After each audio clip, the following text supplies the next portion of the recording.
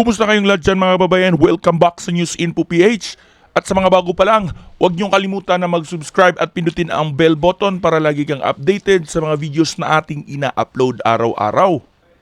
So ayun na nga mga kababayan, no, dating Pangulong Rodrigo Duterte rumesback kay Vice President Sara Duterte at muling bumira kay Pangulong Bongbong Marcos mga kababayan.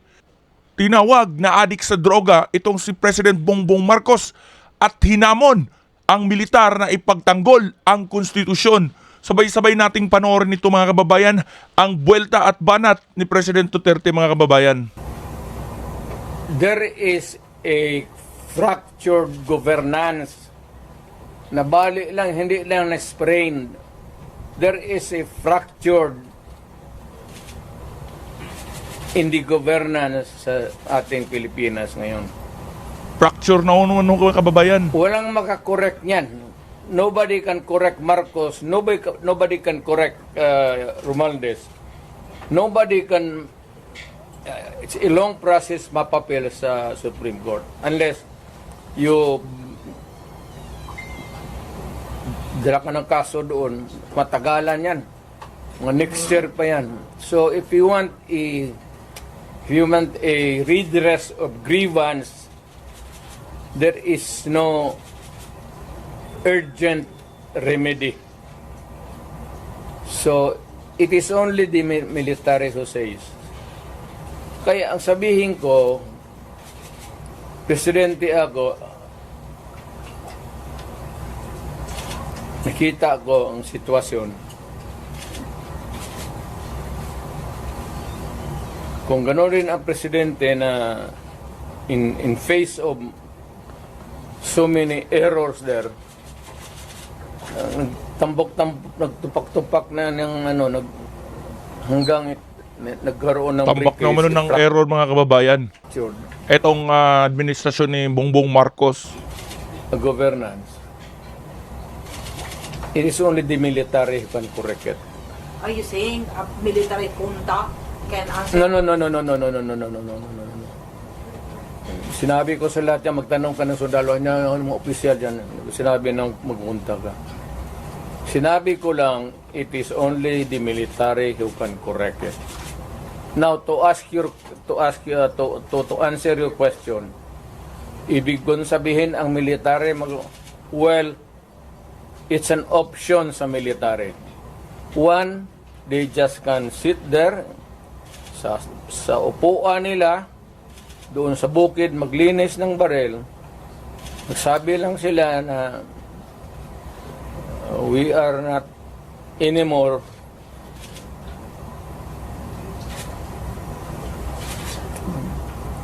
hindi na sila magkudita na magpunta yung tangke digira na.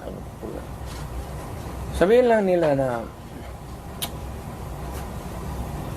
ayaw na namin yung laro ninyo. Out kami dyan. Kasi kung walang military, yung laro nila, wala na. What do you mean out, Mayor? Getting out means... So military lang din umano mga kababayan, no, ang kayang sasaayos ng pangyayaring ito mga kababayan. No, basta hindi yan kudita, hindi yan basta sabi lang ng military. You are oppressing people and you are spending our money like water. Pati kami in the coming days, mawawalaan kami ng aming retirement, magalaw. Hindi kami sasali sa inyo. Silent protest. Not taking orders at all. Hindi silent protest. Military lang talaga. Oh, military silent protest na yan.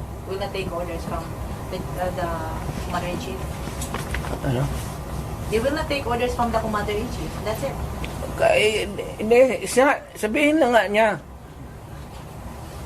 Sir, wag mo kaming isali.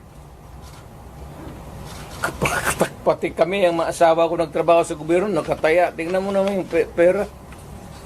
Kinuha ninyo sa GSIS, PhilHealth, 89. Ito doon sample survey?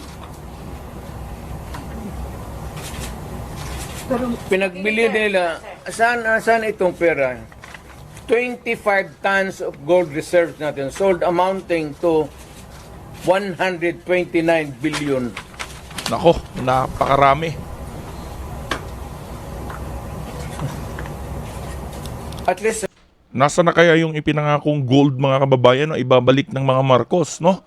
After manalo, wala namang naibalik at lalong naghihirap at nalubog pa sa utang ang ating bansa. sa Congress kung may resolution tapos i-bill that would correspond with it, there's explanation of how the money is going to be spent.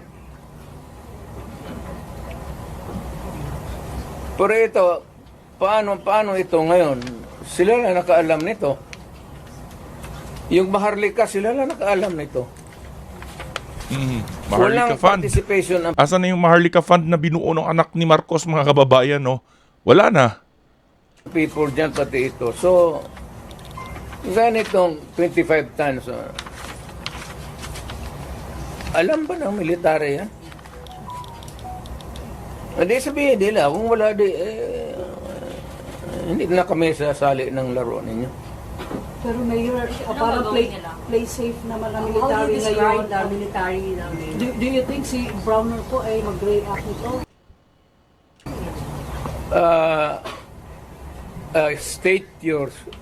Can you restate your statement?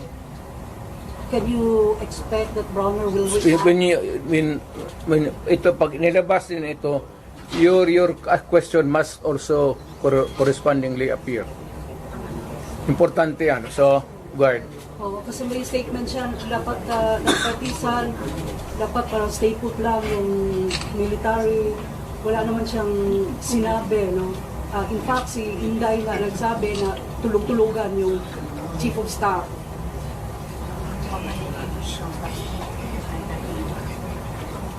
Paano daw makakatulog yung AFP Chief of Staff? Nasa dyan ba yun yung nawawala? Matagal na siyang natulog. Alam niya yung commander-in-chief niya nagdudruga. Noon pa yan, alam na ng lahat. Baka siya lang ang hindi. Ang mga polis. Kaming taga Davao, alam namin si Lagdameo nagdudruga. Kasi kasama namin siya palagi dito sa diyan kay Pedro. Ako po.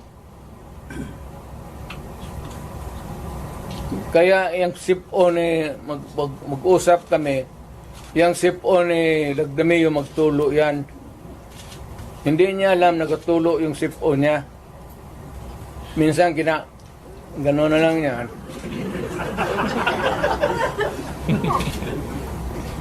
Alam ni Marcos na siya Lagdameo durugista. Alam ni Lagdameo na durugista. Magkasama yan sila sa hit-hitan. So, Magkasama ng sa hititan umano itong si President Bongbong Marcos at itong Lagdameo mga kababayan. another appropriate question would be, yung ito with sincerity. Kayo bang mga military pati police, would you still continue to support a drug addict?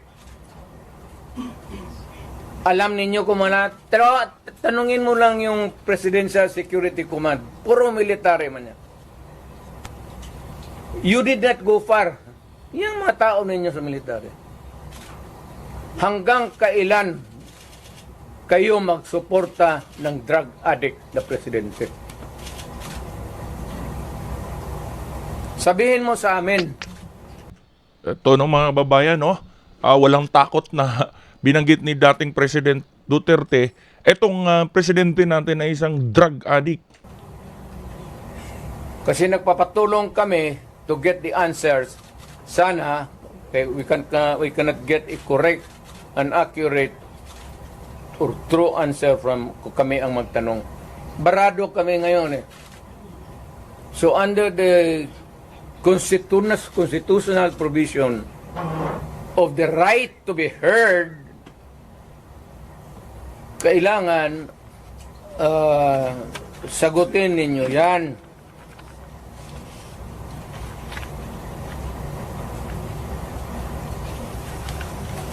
But would it help if one would... The right to be heard, the right to be informed. Importante yan. Constitutional provision yan. Mr. General sa military. And the right of the people to seek redress of grievance. Kayo lang ang makabigay niyan ngayon. Opo, no? Panawagan ito ni The President, right of information. dating President Duterte, mga kababayan. You protect that right and allow us to use it. And we are seeking for redress of grievance of the abuses of government. Huwag na lang yung dalawang babae na inaano nila. So yun mga kababayan, no, anong masasabi mo dito sa panawagan ni dating President Rodrigo Roa Duterte sa militar, mga kababayan, no? At sa kanyang mga sinabi na kapalpakan ng Marcos administration, mga kababayan. Hudyat na ba ito ng martial law at kudita, mga kababayan? At posible nga bang mangyari ang nangyari sa ama President Bongbong Marcos? I-comment mo yan sa comment section below at huwag niyong kalimutan na i-share ang video na ito